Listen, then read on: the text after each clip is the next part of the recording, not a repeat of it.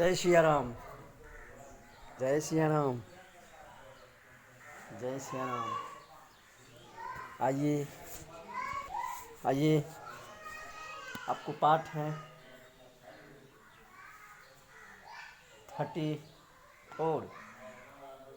34 part है। 33 part से थोड़ा आपको हल्की सी विशेषताएं को मैंने न समाने की वजह से छोड़ दी थी, इसलिए 33 को छोटी सवाल आपको 34 में रहेगा। उसके बाद आपको खास करके इसमें आपको डग्गा या डुग्गी को जो सादबाद है, निशाना है, उस निशाने पर मैंने आपको बात करूँगा। चलिए आइए, आज की तारीख है 27 तारीख 7 महीना 2023। इसी प्रकार से आपको आज गते है 11 गते 4 महीना 2080। तो चलिए पहले 33 पार्ट को जो है 33 पार्ट को वहाँ से छोटी छूट गई थोड़ी सी, जो पार्ट 33 में नहीं समाये, उस पर बात किया जाए। आइए आपको मैं बताता हूँ जो 33 पार्ट में आपको थे। 33 पार्ट में आपको जो थे वो मैं थोड़ा से आपको विशेषताएं बोल देता हूँ।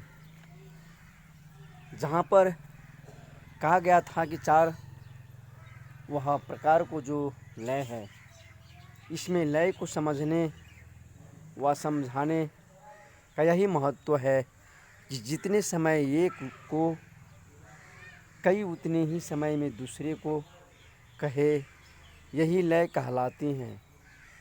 इसी प्रकार दुगुन तिगुन चौगुन में कहे जाते हैं। अगर अधिक या कम या समय पर लय प्रस्तुत होगी तो सम बिगड़ जाएगी। कहने का अर्थ यह है कि जो आपको दुगुन है, मंद है, उसी प्रकार से आपको जो आपको कहे गए हैं चौगुन तिगुन, ये सब में आपको क्या होता है कि सम होती है। उनकी एक जो तुलना किए गए हैं अंतरायों को उसी अनुकूल आपको चलना पड़ता है। यदि उनमें थोड़ी विलम्ब हो जाते हैं तो सम बिगड़ जाती है, इसलिए उन पर अंकुश लगाना पड़ता है। कहने का भाव यही है। और ख़ास करके जो इसमें विशेषताएं हैं वही मानना चाहिए। और इसी प्रकार से आपको है, अगर अधिक या कम समय पर लय प्रस्तुत होगी तो सम बिगड़ जाती है, अर्थात जाएगी। इसीलिए सम का ख्याल करते हुए लय को निकालना चाहिए। यही खास हिसाब होगा। इनमें हिसाब को अंकुश जो बताए हैं वो विशेष करके आपको यहाँ जो दुरिया है, जो घड़ी की दुरिया है, जो उसमें सम को जो लाते हैं हिसाब, वो आपको कितनी होनी चाहिए। जैसे कि मंत्राए होते हैं, तो मंत्राए में आपको अंतराय खास कर ली जाती है। देखिए क्या होता है, मंत्राए का अर्थ हो जाते हैं आपको किसी भी प्रकार से किसी शब्द को जब आप कोश में लाते हैं, अर्थात पद में लाते हैं, तो उनको खंडन करना मंत्राए हो जाते हैं।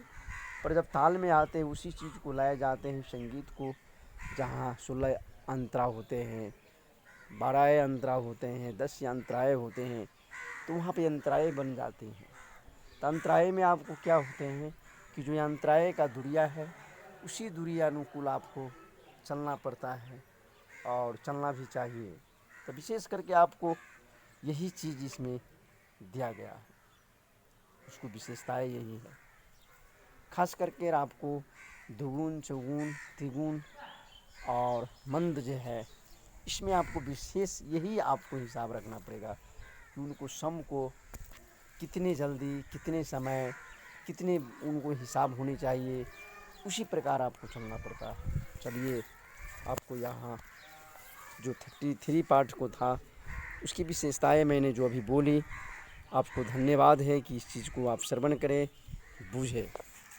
आपको 34 पाठ को जो विशेषताएं हैं, जहाँ पर मैंने बात रखूँगा वो आप इसमें ध्यान दिए जाए, अर्थात ध्यान दीजिएगा।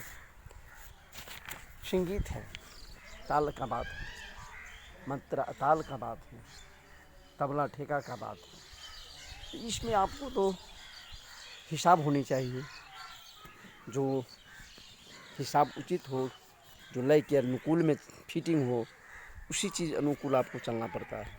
चलिए, और विशेषताएं इसमें है। डग्गा या डुग्गी अथवा बायां हाथ का निशाना बाजी।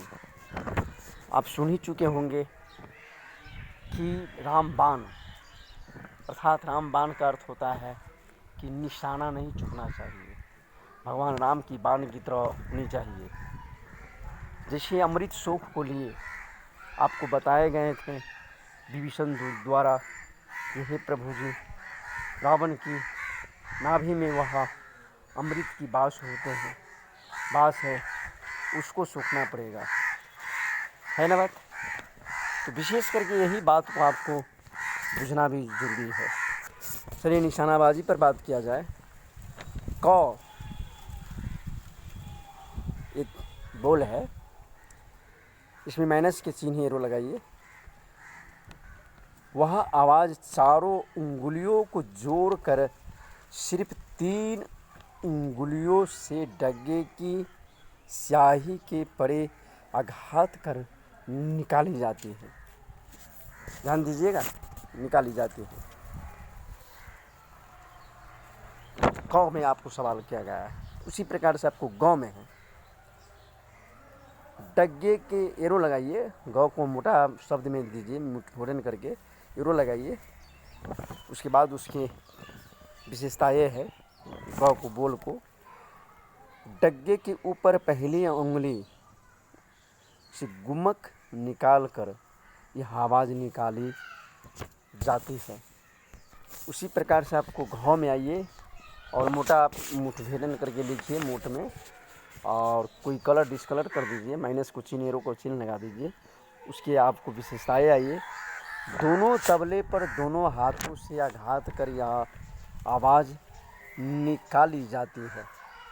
बाएं हाथों से डग्गे में से गुमक निकालने तथा दाहिने हाथों से मादी के ऊपर चाटी की जगह से शब्द निकालने पर घ का बोल निकाला जाता है। आप समझ ही चुके हैं कि मैंने क्या बोला हूँ। ये चीज़ आपको समझना चाहिए कि जब तक आप तबला को, ताल को, बोल को अध्ययन न कर पाएंगे, किसी भी कॉपी पर आप नोटेशन नहीं कर पाएंगे, तब तक इस बातों को बुझना आपको लिए उत्साही होगे। जैसे पत्थर पर किसी बीज को बोना। भैया, पत्थर पर कभी बीज बो सकते हैं? पत्थर पर कभी बीज उगेंगे? नहीं उगेंगे। इसी प्रकार से यदि आप इसको नोटेशन नहीं कर पाएंगे तो भला आप इसको जान नहीं पाएंगे। इनमें विशेषताएं बोला हूँ, जब आपको क, ग और घ को दी गई थी, यही विशेषताएं मैंने आप तक रखे हैं। जिसमें घ पर एक और भी बात अंकुश लगाई गई है, दोबारा मैं रिपीट कर देता हूँ। घ को मोटा एरो लगाइए चिन्ह। दोनों तबले पर दोनों हाथों से आघात कर यह आवाज़ निकाली जाती है। बाएं हाथ से डग्गे में से गुमक निकालने तथा दाहिने हाथों से मादी के ऊपर चाटी की जगह से शब्द निकालने पर घ का बोल निकाला जाता है। आपको मादी किसे कहते हैं? वह जो होते हैं सो दाहिने हाथों में से होती है। ये सब आपको जानना तो ज़रूरी है कि मादी किसे कहते हैं, और दाएं हाथ को जो तबला है उसकी जो सिलाई होती है उसे क्या कहते हैं। तो ये सब आपको समझना चाहिए। यदि ये सब आप समझ पाएंगे तब आपको ये चीज़ सुलभ हो पाएंगे, अन्यथा आपको लिए उसर में बीज बोने को बराबर होता है। चलिए, आप कृपया करके इस शिक्षाओं को तर्क करें, बूझे तो आपको लिए बेहतर होंगे। अब अभी जो मैंने बात रखी हो वो विशेष कर आपको तुलना है कि निशाना बाजी होनी चाहिए, जिसमें ग को, क को, और घ को